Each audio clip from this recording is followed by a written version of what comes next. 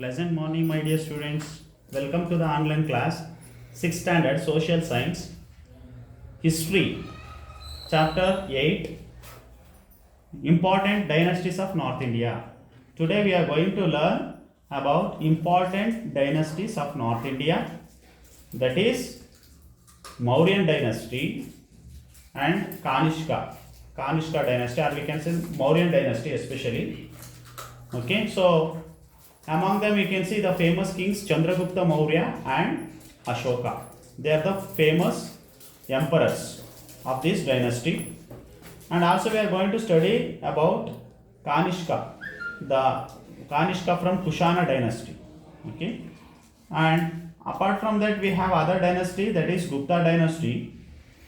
Okay, and in this chapter, mainly we are going to study about Chandragupta's achievement and achievements of Ashoka and the great contributions of Ashoka as well as Chandragupta Maurya in the history of India.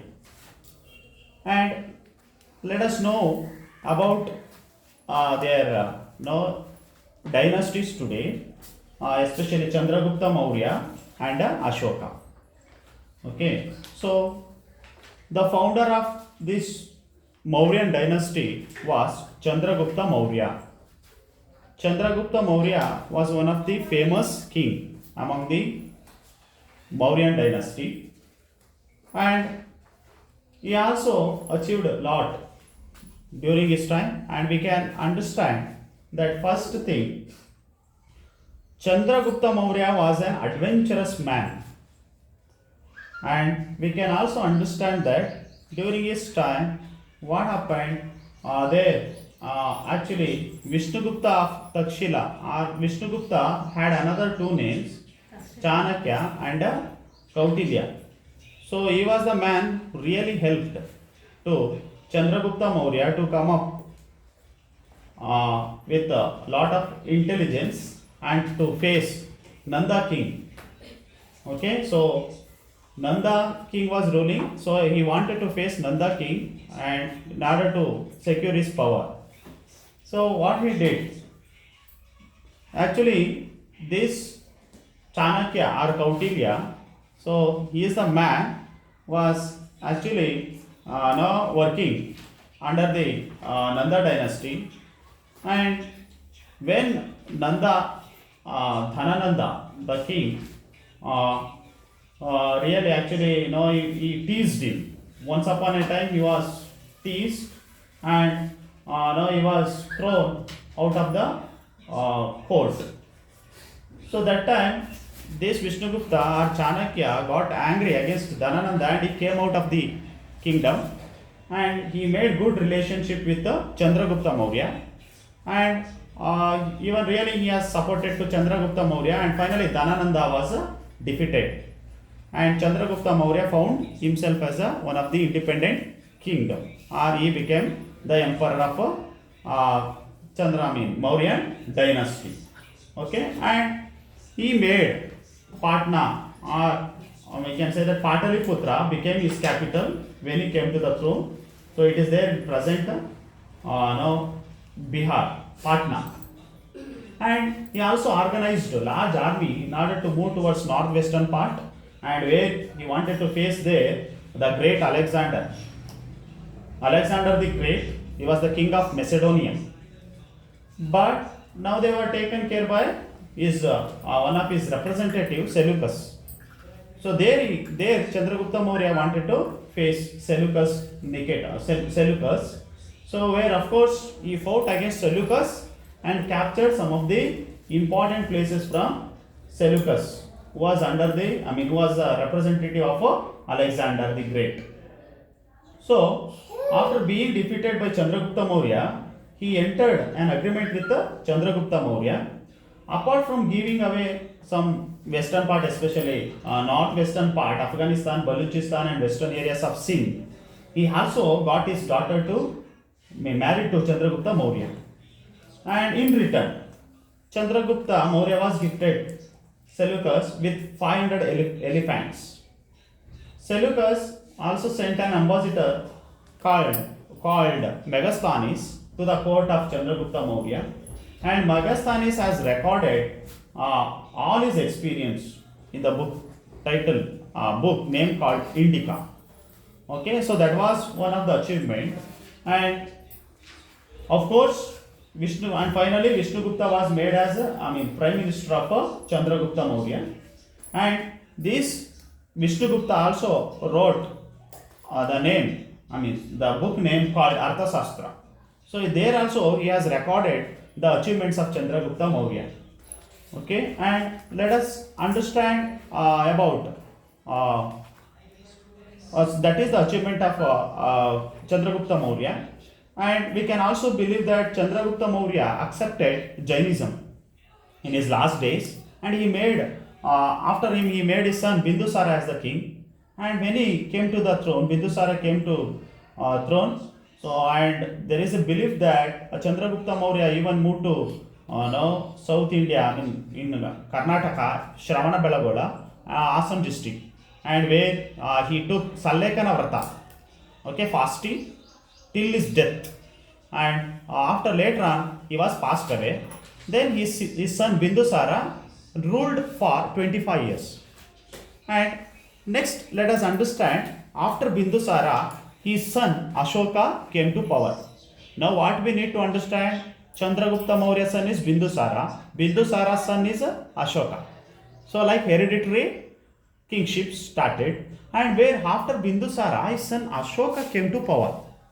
So now we can say that Ashoka the Great, because he waged war after 8 years of his rule, and he is the person, we call him as Ashoka the Great because he is the first king, one who renounced the war, or he saw that violence and he decided not to wage war in his life. That's why we can say that, not because of his great achievement that he went and fought against Kalinga war, and where many people died, and it shows that his courageous or braveness. So that is not meant for that, because we call him, we remember Ashoka the Great today. Why we call him Ashoka the Great? Because of his he decided not to wage war, and he is the person who practiced non-violence. Okay, and he also spread Buddhism through Mahamantras. Okay, so that is about Ashoka, and let us understand briefly about Samrat Ashoka. So here again, after Bindusara, his son Ashoka came to power. He has a special place in the world history. He is the first king to give welfare of his subjects as his top priority by declaring, "My citizens are like my children." So he treated every officers, every soldiers as his own children in his kingdom. So that was the greatness of Ashoka. And Ashoka's inscriptions are spread throughout India. These are mainly Brahmi script and Prakrit language. They are in Brahmi and Prakrit language. So even in Karnataka, about 17 inscriptions are found. Among them, we can say one of the important inscription which is found in Maski of Raichur is more important. So as the name of Ashoka appears for the first time here, so where is on this inscription, you can see these are inscriptions, okay, where Ashoka's pillar inscriptions, okay, where normally you know that these kind of inscriptions are also found even when they establish some of the schools, universities. There you can see that black tablets, right? So like kind of stone, okay, where inscriptions will be carved on that. So even you can see in the even graveyard, or we can say that tombs, okay, where once they die, so they write the birth as well as birth day as well as death day, right? So that is like that tablets. It is also kind of tablet. We can say that it is a stone tablet, and even it was carved on even on the stone pillars. Okay, so the inscriptions are found. Okay, that may be in different languages. Here we can see mainly they were in Brahmi and Sanskrit language. So even Koppala, Maski, in some of the places where Ashoka's inscriptions are found. And now, and in this period, I mean, inscriptions, what we can see, okay, first time, till the names like Devanam Priya and Priyadarshini. Priyadarshi. Devanam Priya, Priyadarshi. It means what? Is very much, no, I mean, God's like him. That's why Devanam Priya. He is the person, one who is very much likeable to God, or God likes him. Devanam Priya and Priyadarshi. And where present in the inscriptions. In the inscription of Maski, we can see this kind of a title, Devanam Priya and Priyadarshi. So Devanam Priya, Priyadarshi, Ashoka appears in these inscriptions. With the help of Ashoka's inscription, the life achievements, the extent of his empire can be understood. Okay, so through the inscription we can understand Ashoka's achievement, administration, okay, and his extent of empire. Everything was written on the inscriptions. Because what is the use of these inscriptions? Especially it will remain more time, okay, and it cannot be erased. So that was the use of these inscriptions. That's why the people used to carve these kind of inscriptions on the pillar rocks, on the temple walls, as well as on the tablets. Okay, so these are some of the important things about inscriptions. And now let us understand about the Kalinga War. Okay, so already I told you Ashoka declared war against against Kalinga 8 years after he came to power. And this is an important stage in his life, where Kalinga war was a part of present. It is in Odisha. Ashoka waged war against this. About 1 lakh people lost their lives, and another 1 lakh became injured. Another 1.5 lakh became prisoners of war. So, seeing this kind of injury, where many people started to crawl on the war ground and completely bloodshedded.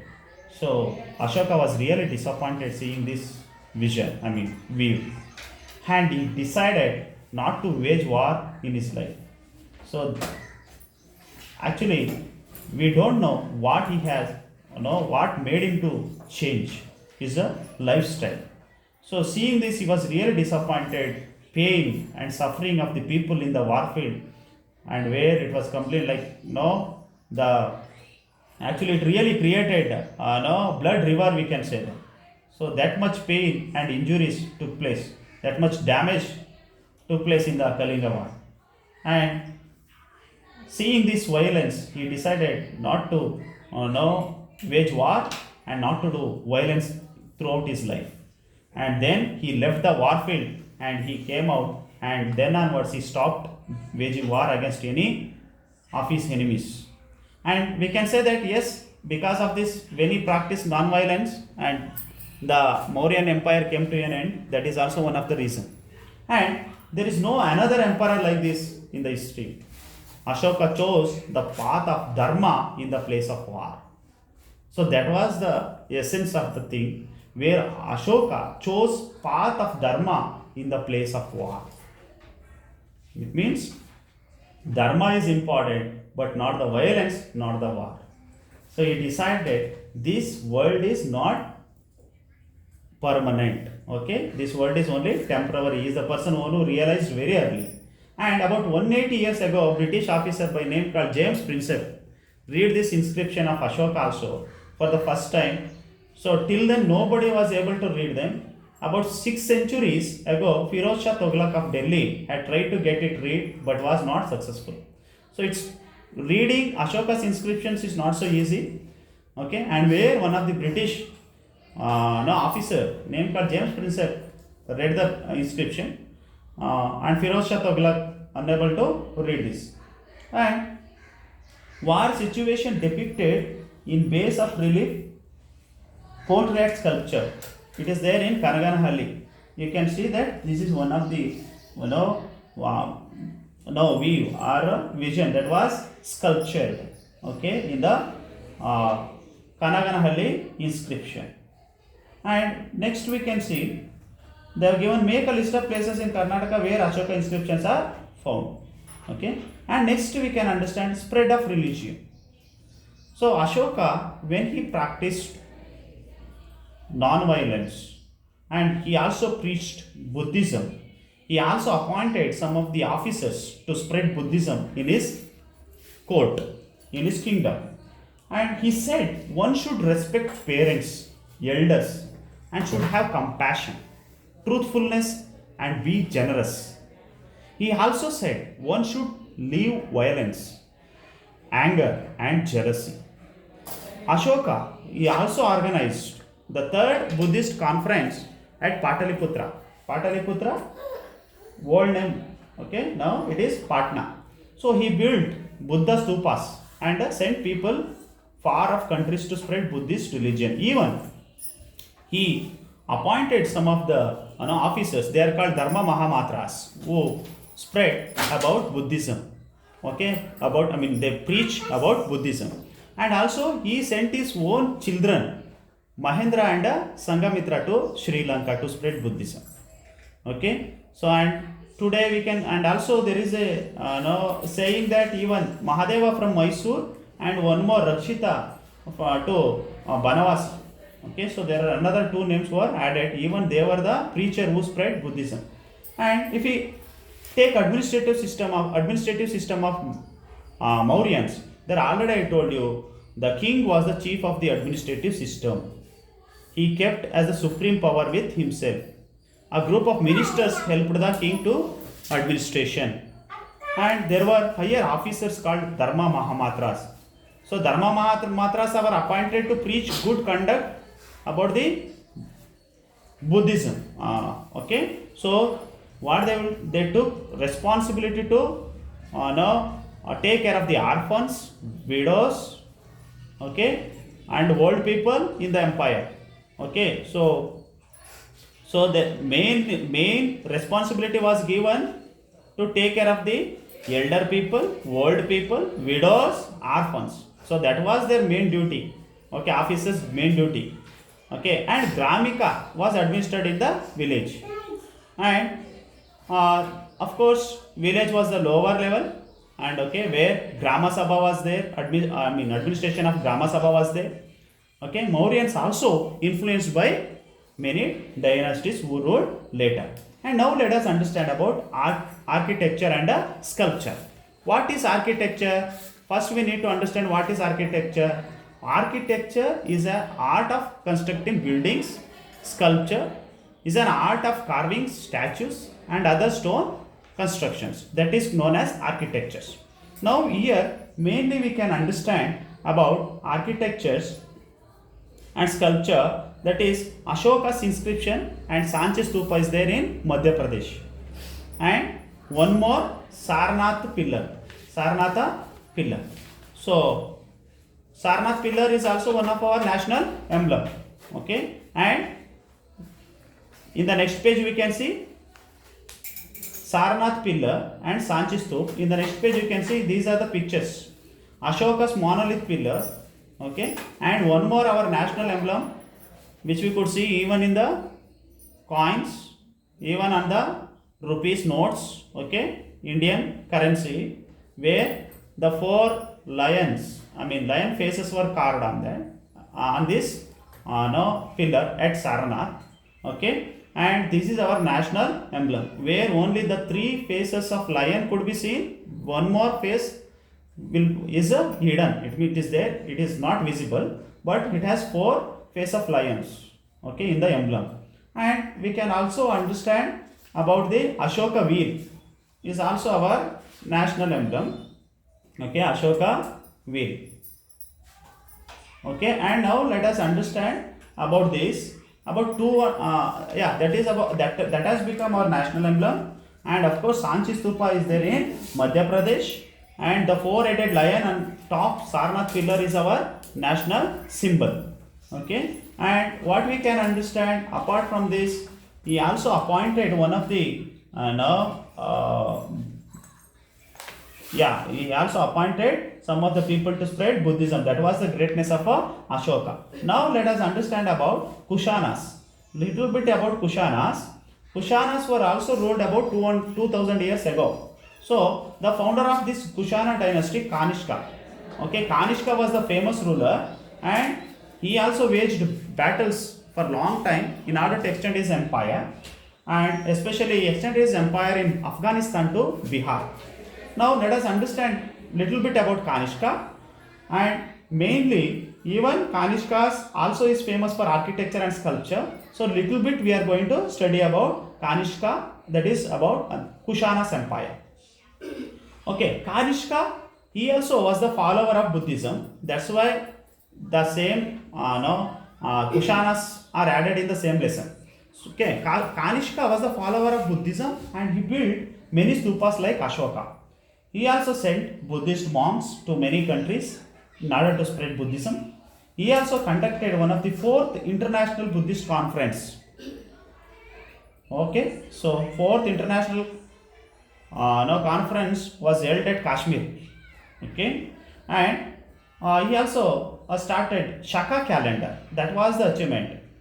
One thing is he has conducted international conference, Buddhist conference in Kashmir, and at the same time you can understand he has introduced calendar, that is Shalivahana Shaka. So that is actually many government, even government people follow. I mean, this calendar is also official calendar of government of India. Okay, Shalivahana Shaka, or we can say that Shaka calendar. Now let us understand architecture and sculpture.